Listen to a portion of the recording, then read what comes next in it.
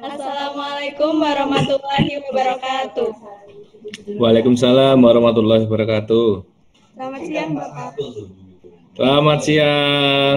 Sebelumnya, perkenalkan, kami dari SMK Negeri 3 Probolinggo. Nama saya Nafisa Konita dan rekan saya, Konita Sari Cinta.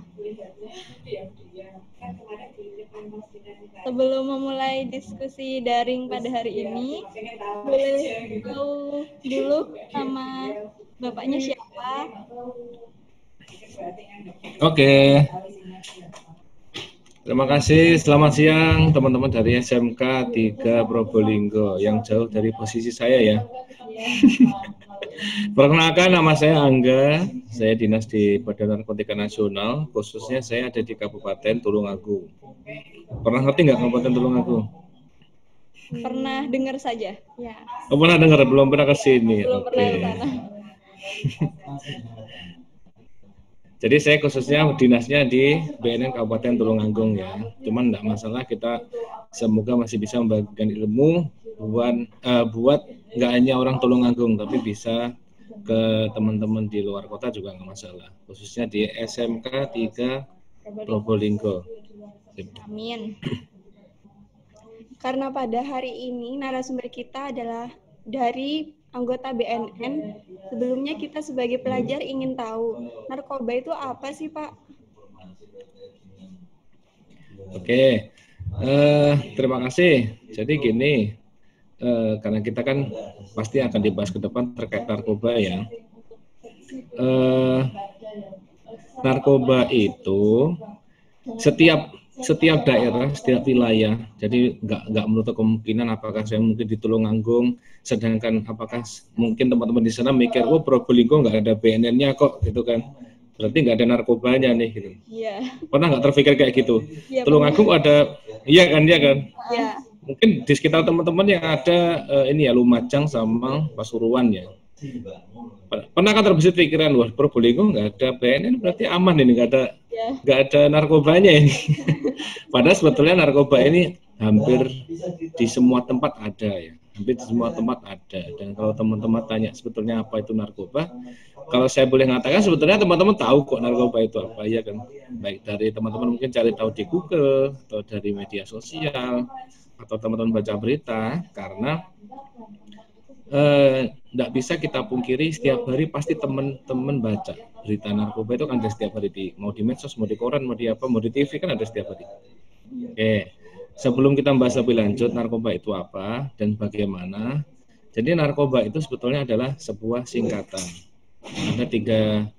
Ada tiga suku kata, nar, ko, sama ba. Dan di setiap tempat itu kadang sebutannya lain. Di sini mungkin lain, saya nggak tahu teman-teman di Probolinggo mungkin ada istilahnya. Karena biasanya narkoba ini ada istilah khas di wilayahnya masing-masing. Kalau cuman secara general, secara di Indonesia kan kita terkenalnya narkoba. Ada juga yang nyebut namanya napsa. Pernah dengar nggak? Belum pernah dengar. Napsa, NAPZA. Ada juga yang nyebutnya nafsa. Jadi sebetulnya itu adalah singkatan. Tahu nggak singkatannya? Pernah dengar? Mungkin teman-teman. Oke, narkoba itu singkatannya adalah narkotika. Narnya adalah narkotika, ko-nya adalah psikotropika, dan ba-nya adalah bahan adiktif. Oke, jadi narkoba, bukan narik kolornya bapak loh ya. Kan itu juga narkoba disingkat. Kita santai aja loh ya, jangan tegang loh. Karena materi narkoba ini kalau nggak diterima secara santai nanti nggak akan masuk gitu loh. Jadi singkatannya adalah narkotika, psikotropika, sama bahan adiktif. Nah, ada juga yang nyebutnya adalah nafsa seperti yang saya bilang tadi. Sama, nafsa itu adalah narkotika, psikotropika, sama sa-nya adalah zat adiktif. Hanya beda singkatan aja. Oke. Ya. Kalau di Indonesia sendiri tuh kan banyak ya yang kena narkoba, yang menyalahgunakan, yang jadi pecandu narkoba juga banyak. Itu rata-rata pecandunya, rata-rata penggunanya, kalau di Indonesia sendiri itu kebanyakan kalangan muda atau kalangan umur 25 sampai 30 seperti itu. Oke. Kalau kita lihat datanya, lihat data ini ya, berdasarkan apa yang kita teliti secara nasional, memang yang terbanyak adalah kaum pekerja. Kaum pekerja itu dalam artian orang-orang yang sudah berpenghasilan, orang-orang berkarir, paham ya? Jadi orang yang sudah kerja, dia sudah punya penghasilan sendiri, mereka rentan punya masalah di situ, makanya angkanya tertinggi. Terus teman-teman pelajar itu menduduki sekitar hampir 30%. Dan sisanya adalah orang-orang pengangguran seperti itu. Teman-teman tahu nggak kira-kira kenapa orang berpenghasilan lebih tinggi? Nggak tahu. Karena mungkin dari hasil kerjanya dia bisa melakukan apa yang dia mau. Oke, karena dia punya duit berarti ya? Iya. Oke, berarti kalau pelajar nggak punya duit? Masih mengandalkan orang tua. Oke, jadi benar ya. Jadi mungkin orang-orang pekerja itu karena dia rentan stres kerja atau mungkin permasalahan hidup sudah banyak, permasalahan beban keluarga atau apapun, banyak faktor yang menyebabkan mereka akhirnya terjerumus ke narkoba. Jadi pelajar tidak terlalu mendominasi. Cuman masalahnya adalah pelajar ini biarpun angkanya mungkin hampir 27,sekian%, saya agak lupa pasnya, hampir 30%, cuman nggak bisa kita remehkan. Teman-teman jangan pikir pelajar nggak banyak kok. Kenapa? Karena rata-rata pecandu-pecandu yang sudah di usia dewasa atau sudah di usia lanjut, mereka biasanya memulai awal dari kecanduannya itu di usia pelajar. Jadi mereka belajarnya tidak semua orang itu dia makainya mulai dari dia dewasa. Tapi tidak jarang juga mereka makainya ke bawah dari sekolah. Mungkin nih dari SMP udah mulai nyoba, SMP mulai nyoba, SMP nyoba, kemudian naik ke SMA. SMA dia sudah mulai kecanduan dalam tingkat awal, akhirnya terusan sampai akhirnya dia kerja. Dia mungkin waktu pelajar hanya mampu beli narkoba jenis X gitu yang harganya murah, dia nanti kalau sudah kerja, sudah punya penghasilan kan, dia bisa lebih, potensinya dia bisa beli yang lebih banyak atau dia ganti ke narkoba lain yang mungkin lebih mahal atau apa. Nggak tahu kalau di sana ya. Saya sebetulnya penasaran juga keadaan di Probolinggo. Teman-teman harusnya sedikit cerita. Kalau di sini ya, kalau saya mau di Tulungagung ya, teman-teman dari tingkat SD itu sudah mulai banyak yang nyoba. Mulai banyak yang pakai kelas 5, kelas 6 itu udah mulai pakai. Bibitnya dari situ. Masuk ke SMP dan kemudian lanjut. Kalau di Probolinggo kayak apa? Mungkin teman-teman sedikit bolehlah sedikit cerita gitu. Kondisinya seperti apa? Kalau di sini mungkin nggak sampai narkoba ya. Baru ke alkohol. Sebenarnya mau tanya juga, alkohol itu termasuk narkoba atau bukan ya? Bukan. Oke. Dan mungkin lebih kecandunya itu bukan ke hal-hal kayak narkoba ya, jenis minumannya, tapi sedangkan alkohol kan juga bikin kecanduan sama kayak narkoba. Jadi mau tanya itu sama jenis atau beda? Oke.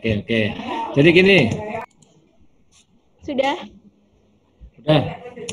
Gambarnya berubah? Ya. Oke, di situ apa tulisannya?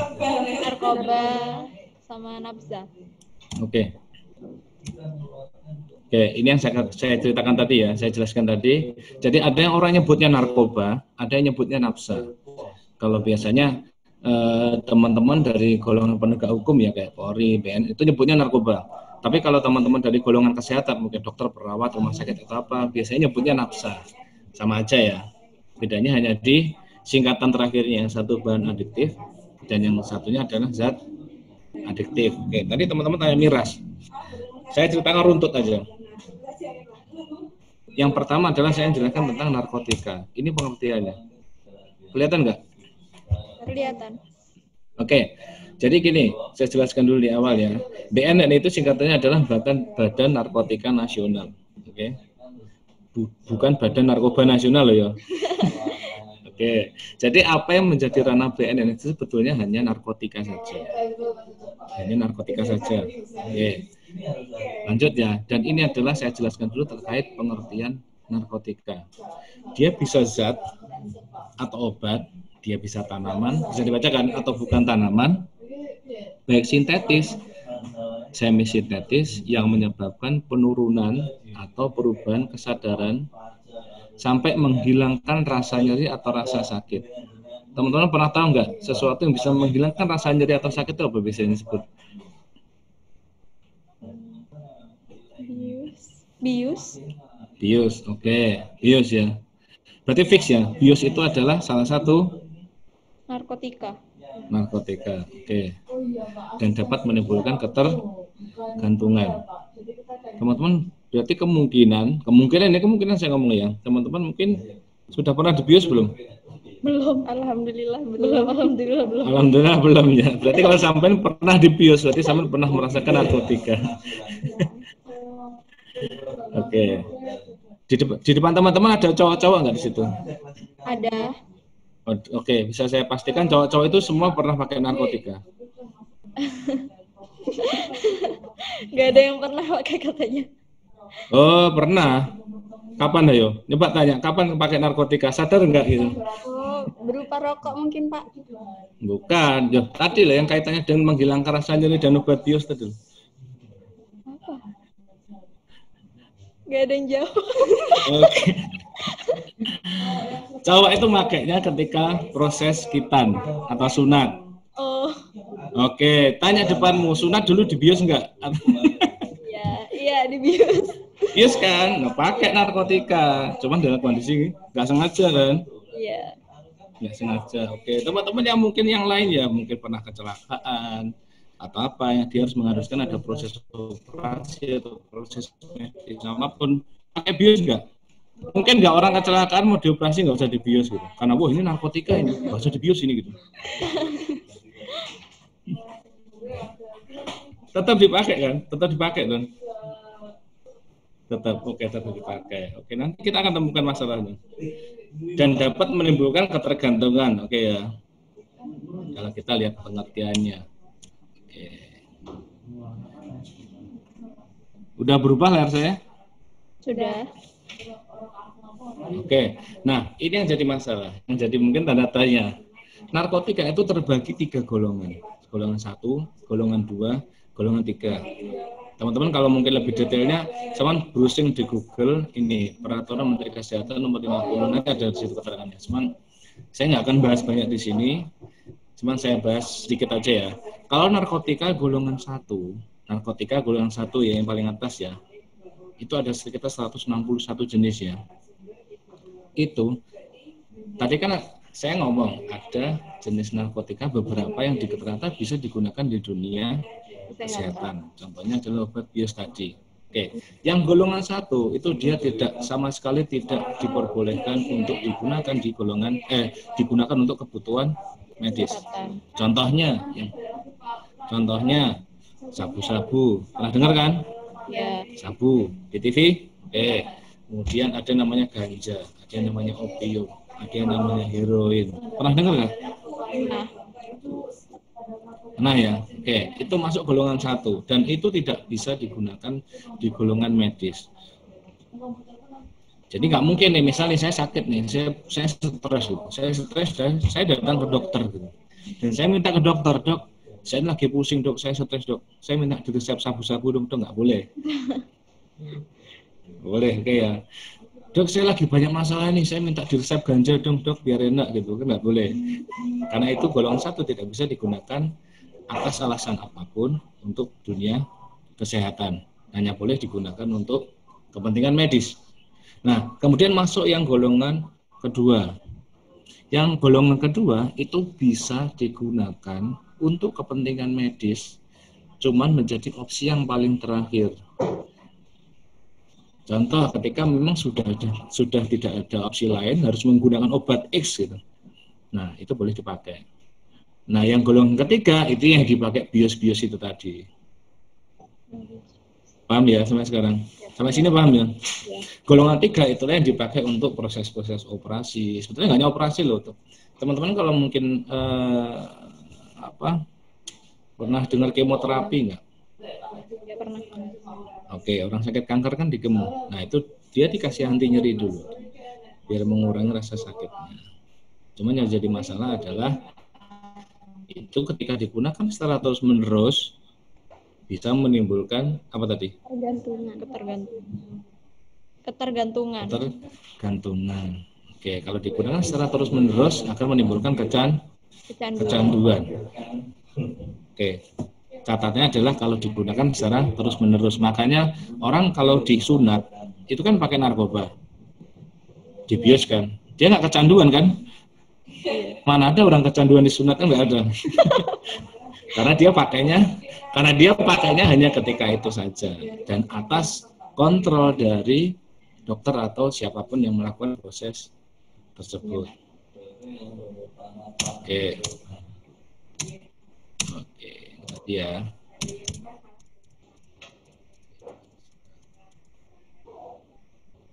Oke, balik ke ini, sorry. Oke, itu tadi narkotika ya. Sekarang kita bahas yang namanya psikotropika.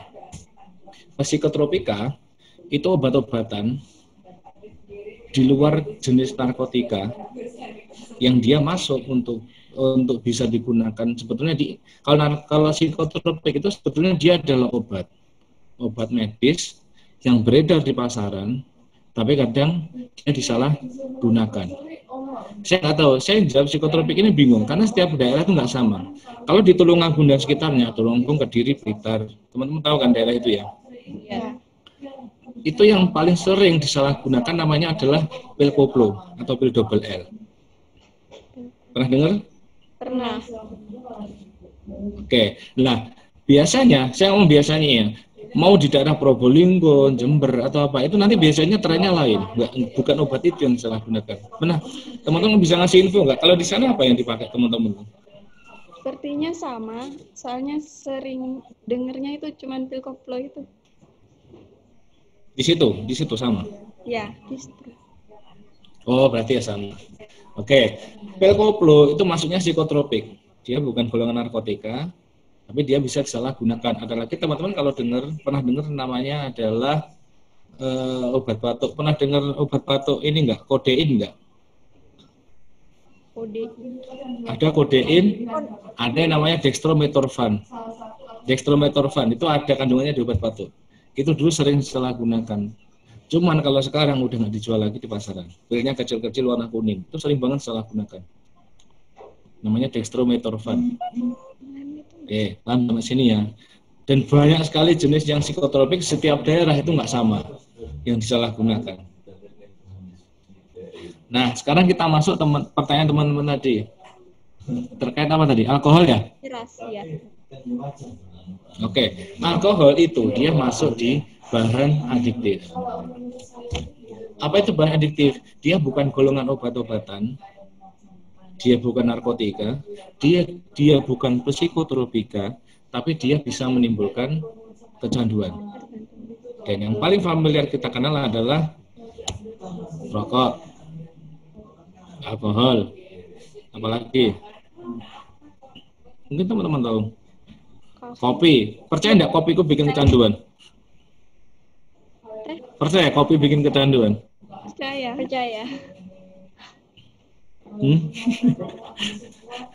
Percaya kopi bikin kecanduan ya? Percaya. Oke. Kalau nggak percaya, kalau misalnya kopi itu bikin kecanduan. Kalau nggak percaya, kalau kopi itu bikin kecanduan, sekarang gini aja buktikan. Mungkin orang tuanya ngopi yang rutin. Iya. Ngopi rutin ya. Oke. Coba sesekali kopinya sampean simpen, kopinya disembunyikan gitu. Nah, itu nanti efek apa yang dikeluarkan? Biasanya orang kalau terbiasa ngopi atau enggak nyari kopinya enggak ada, biasanya kepalanya pusing, dia ada yang perutnya mual, nah, itu dia sudah ada di level kecanduan. Begitu pula dengan teh itu juga potensi menimbulkan kecanduan. Kalau teman-teman terbiasa setiap pagi minum teh.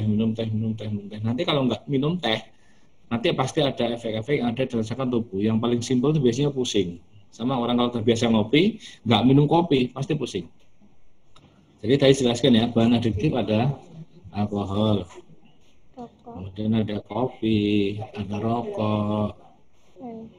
Terus kalau mungkin teman-teman familiar ya, ada banyak zat-zat lain itu yang sebetulnya di luar dugaan kita, ternyata itu bisa menimbulkan kecanduan. Contoh, pernah ngerti anak ngelem nggak? Pernah. Ngelem. Oke, pernah ngerti ya? Dia mencium aroma lem. Itu kan lem itu kan sebetulnya dia bukan obat-obatan, dia bukan apapun, tapi ternyata bisa disalahgunakan dengan cara dihirup aromanya. Nggak hanya lem, teman-teman cewek ini biasanya pernah pakai aseton nggak? Tahu aseton kan? Aseton ya. Yang ngerti. Aseton yang biasanya buat bersihin apa namanya? Bersihin kutek. Nah itu kan baunya menyengat. Ada lagi yang mungkin teman-teman tahu ya, ada orang yang suka menghirup aromanya bensin. Pernah dengar, pernah lihat? Pernah.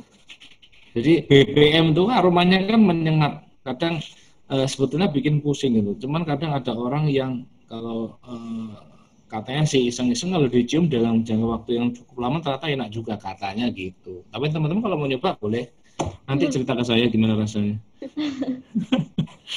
Gak usah aja deh mending. Iya. Ada lem, ada aseton. Pernah nggak punya teman yang dia suka bauin ujungnya spidol? Jadi spidol itu kalau masih baru kan ada aromanya tuh. Nah biasanya ada yang dibuka terus tiba-tiba diciumin gini. Punya nggak teman kayak gitu? Iya punya. Itu namanya inhalensia. Jadi inhalensia itu adalah zat-zat yang dia mudah menguap, dia menimbulkan aroma, dan kemudian pemakainya adalah dihirup. Oke. Bingung nggak penjelasan saya? Enggak, cukup jelas. Enggak, oke. Apalagi? Kalau efek untuk jangka pendek dan jangka panjangnya sendiri seperti apa ya? Narkotika, psikotropika. Efek jangka? Efek jangka pendek dan jangka panjang. Oke. Efek jangka pendek sama jangka panjang. Aku sebetulnya lebih enak tak jelasin gambar lagi ya. Kita belajar narkotika berdasarkan efek. Ada 3 efek yang bisa disimpulkan oleh narkotika. Yang pertama, kita menyebutnya namanya stimulan. Stimulan itu, jadi gini, kalau pengertiannya sih memacu, mempercepat kerja jantung dan otak melebihi biasanya. Pengguna akan merasa lebih bersemangat. Saya kasih contoh gini, analoginya gampang gini. Saya adalah seorang pekerja bangunan. Saya ini seorang pekerja bangunan, kuli bangunan. Normalnya saya mungkin bekerja hanya sekitar sehari itu 5 jam. Saya capek. Sampai sini nggak gampang kan dimaksud, dipaham gampang ya? Saya pekerja bangunan. Normalnya nih, saya kerja 5 jam per hari itu saya sudah capek. Dan setelah itu saya istirahat dan saya nggak bisa kalau paksa kerja lagi. Oke. Dan andai kata saya pakai narkotika jenis stimulan ini, saya akan bisa bekerja mungkin lebih dari itu. Saya mungkin bisa bekerja 8 jam, 10 jam, atau mungkin 12 jam. Paham nggak sampai sini? Itu efek jangka pendeknya. Iya, efek jangka pendeknya gitu. Jadi gini lah, biasanya narkotika atau narkoba itu kan orang itu akan bilang pakai ini enak, ini bisa bikin semangat, ini bisa bikin rileks. Pernah dengar kayak gitu nggak? Iya. Orang kalau pakai narkoba itu bisa bikin gini. Jadi saya katakan itu sebetulnya benar. Kalau memang ada yang ngomong, kamu kalau pakai narkoba ini ya, itu nanti bikin kamu semangat. Bener, memang bener. Itu bikin semangat. Saya kasih contoh ini stimulan ini. Stimulan ini ketika saya pakai ini, saya akan merasa jauh lebih bersemangat dan jauh lebih bertenaga. Contohnya adalah sabu-sabu. Sabu, kenapa, mohon maaf nih, saya ambil contoh sederhana aja. Kenapa makanya artis-artis atau pekerja-pekerja seni atau apapun atau yang lain lah atau siapapun ya, yang dia dituntut untuk ritme kerjanya yang sangat tinggi, dia rawan pakai narkotika jenis ini. Karena apa? biar dia merasa lebih produktif. Saya kan contoh tadi kan, saya kalau kuliah bangunan saya hanya kerja 5 jam saya capek, tapi saya kalau pakai ini nanti saya bisa kerja lebih lama. Tapi kalau diartikan secara simpel, berarti orang kan pikir loh, berarti malah bagus dong, kan bisa lebih produktif gitu. Cuman yang bahaya adalah sebetulnya tubuh kita ini capek. Tapi karena pengaruh narkotika tadi, narkotika itu mempengaruhi otak kita, yang memerintahkan otak kita untuk oke lah, ayo, kamu nggak capek, kerja. Paham maksudnya nggak? Ya. Tubuh kita itu kan dikendalikan oleh otak kan. Biarpun tubuhnya capek, kalau otak kita merintahkan untuk ayo semangat, kita kan tetap semangat. Iya kan? Sama kayak teman-teman mungkin lagi seneng-senengnya sesuatu, mungkin teman-teman lagi seneng-senengnya sekarang lagi ngetren apa sih? Bersepeda misalnya. Sekarang ngetren goes kan di mana-mana, di situ ngetren nggak? Ya ngetren. Oke, ngetren. Contoh, teman-teman pulang sekolah sebetulnya udah capek ya, udah capek. Tapi karena teman-teman semangat, ada teman yang lain yang ngajak, ayo goes yuk. Tapi sebetulnya teman-teman capek. Tapi karena otak sampai merasa, bersemangat ini. Teman-teman kan akan tetap goes, biarpun capek. Itu karena otak kita merintahkan tubuh kita untuk intinya mempengaruhi, ayo, nggak kesel lagi, semangat. Sama stimulan juga kayak gitu.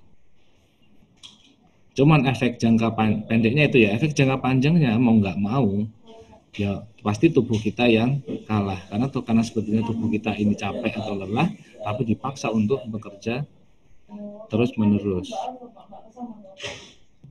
Paham nggak penjelasan saya? Gampang nggak? Atau bingung? Kalau bingung ngomong lu. Paham. Paham ya? Paham ya? Contohnya adalah sabu tadi. Kenapa artis sering pakai sabu? Salah satu alasannya, dia jam kerjanya tinggi. Contoh nih ada pemain band X gitu. Dia pagi harus manggung di Probolinggo misalnya. Kalau siangnya harus manggung di Jember. Malamnya harus di Banyuwangi gitu. Itu capek nggak menurut teman-teman? Capek sekali. Makanya nggak banyak sih sebetulnya. Saya nggak enak ngomongnya, nanti dikira menyudutkan sana. Jadi ada beberapa orang yang berpikir sederhana kayak gitu. Oke lah, pakai ini aja lah. Biar kita nanti penampilannya biar semangat gitu. Tanpa dia memikirkan resiko di belakangnya sebetulnya membahayakan bagi tubuhnya.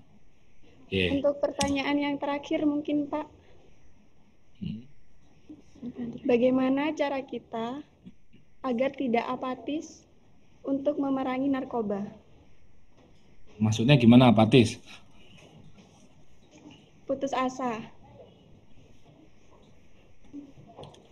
Bagaimana kita caranya biar tetap semangat memerangi narkoba? Ya. Oke.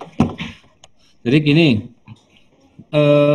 memerangi narkoba itu memang tidak bisa dilakukan hanya dari BNN.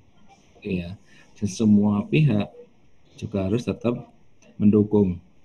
Contoh nih, kita udah berusaha keras untuk menyelamatkan pelajar dari narkoba itu. Dengan cara apa? Kita sosialisasi misalnya, kita bagi informasi kayak gini. Tapi kalau teman-teman pelajar mungkin yang menerima info itu cuek ya akhirnya kita kan percuma.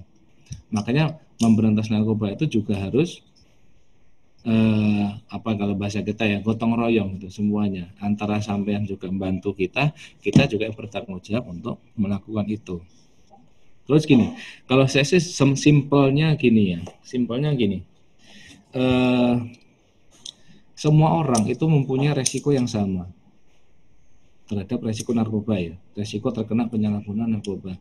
Tidak peduli sampean itu mungkin orang kaya, orang miskin, mau sampean berpendidikan tinggi atau enggak, iya, sama keluarga baik-baik atau enggak, sama anaknya mungkin anaknya kiai atau enggak, itu enggak ada bedanya, semua beresiko yang sama. Karena dari contoh kasus yang terjadi sudah banyak sekali semua aspek atau semua jenis orang ini kena gitu, mau orang berpendidikan tinggi mau enggak gitu. Nah, sekarang gini, kalau kita mungkin sesekali akan terfikirkan untuk oke lah, coba biarinlah narkoba yang bukan urusan saya gitu ya. Bukan urusan saya, yang penting saya nggak kena gitu. Karena banyak orang berpikiran gitu, wah cuek aja lah, kenapa wong saya lo nggak kena gitu loh, ngapain saya mikir gitu. Cobalah berpikir bagaimana ketika itu terjadi di keluarga kita. Maksudku enggak? Kalau itu tidak, itu jadi gini, banyak orang berpikir, wah itu tidak menimpa saya kok, tidak menimpa keluarga saya kok. Akhirnya itu menjadi model dia akhirnya nggak peduli, biarinlah, yang penting saya nggak kena. Tapi akan beda kasusnya, akan beda halnya ketika salah satu aja dari anggota keluarga kita kena narkoba. Itu pasti kita baru akan merasa sadar, oh iya ya ternyata narkoba itu kayak gini kejam. Jadi kayak gitu. Bisa jadi. Ada lagi gini, teman-teman harusnya mikir, contoh lah, maka ini teman saran juga ke teman-teman khususnya di SMK 3 ya. Satu aja, ada teman kalian yang pakai narkoba, oke ya. Kira-kira bisa berpengaruh nggak ke yang lain? Bisa. Sangat bisa, sangat bisa. Kita fair-fairan aja ini ya. Kita kalau nakal, mohon maaf nih, kita kalau nakal, enaknya rame-rame atau sendirian? Bolos misal nih. Rame, ngajak temen. Oke. Ya, bergerombol. Lumrah kan? Ya. Kita kalau melakukan hal yang mohon maaf nih, yang mungkin sedikit menyimpang dari kegiatan kita, dari khususnya kayak bolos sekolah, nggak ngerjain PR, itu kan enaknya berjamaah kan daripada sendiri kan. Sama pecandu itu, andai kata saya ngomong satu aja ada pecandu di SMK 3 Probolinggo, kira-kira dia berpotensi nyari teman nggak di situ? Pasti nyari teman, karena nggak mau dia sendirian. Pasti dia mikir, misalnya ada si X gitu, make gitu, dia mikir siapa yang bisa kita ajak ya gitu. Dia akan ngelirik, kira-kira siapa ya teman yang kita ajak. Dia ngajak satu, dari satu orang dia ngajak satu, jadinya dua ini dia akan ngajak 2 kali lipat jadi 4 jadi 8, akan itu seterusnya. Akhirnya itu juga berpotensi untuk mengganggu teman-teman di SMK 3 kan, kayak gitu kan. Makanya kalau teman-teman bingung gimana caranya biar nggak apatis, ya selalu waspada itu.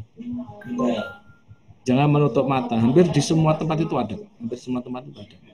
Cuman jadi masalah adalah ketika menemukan itu anaknya, kira-kira sekarang gini saya tanya balik nih. Kira-kira nih, suatu hari sampean nemu gitu, ada teman sekelas kalian pakai narkoba gitu. Kira-kira apa yang dilakukan? Melaporkan. Ke siapa? Guru BK. Guru? Atau guru yang dekat gitu, yang orangnya bisa mengayomi murid. Oke, dilaporkan ya, jelas ya, dilaporkan ya. Jangan, ini saya titip pesan. Jangan sampai ketika sampean atau siapapun sampaikan ke yang lainnya, menemukan ada temennya kok ketahuan pakai narkoba. Yang jelas ya langkah pertama yang paling bisa diambil adalah benar, dilaporkan aja. Jangan anak ini atau teman kalian ini sampai dibully atau diapapun atau dicap, wah ini pecandu, narkoba ini, jangan. Karena logikanya gini, kalau sampean punya masalah gitu dan teman sampean tahu, terus sampean malah kalau di sini bahasanya diobong-obongi gitu. Di sana apa istilahnya? Sampean kira-kira malah masalahnya semakin parah di pikiran atau malah semakin mendingan gitu. Kan pasti semakin parah kan? Karena merasa wah lingkunganku nggak mendukung aku gitu. Karena orang pakai narkoba itu beberapa karena alasan mungkin dia punya masalah atau apa. Mungkin karena itu harusnya yang dilakukan teman-teman adalah cari tahu, dideketin pelan-pelan. Ingat ya, pecandu itu nggak sama dengan kita. Dia tidak bisa diperlakukan dengan cara yang kasar untuk kamu ngapain pakai? Kamu pakai obat ya? Kamu gini ya, jangan. Jadi pendekatannya nggak bisa seperti itu. Pendekatannya harus pelan tanya, nah kamu kenapa kok pakai? Ada masalah apa?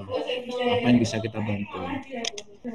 Kalau teman-teman nggak bisa kayak gitu, dilaporkan ke Tadi mau guru BK, mau guru apapun yang teman-teman merasa guru ini dekat lah dengan si A ini tadi. Jadi kayak gitu.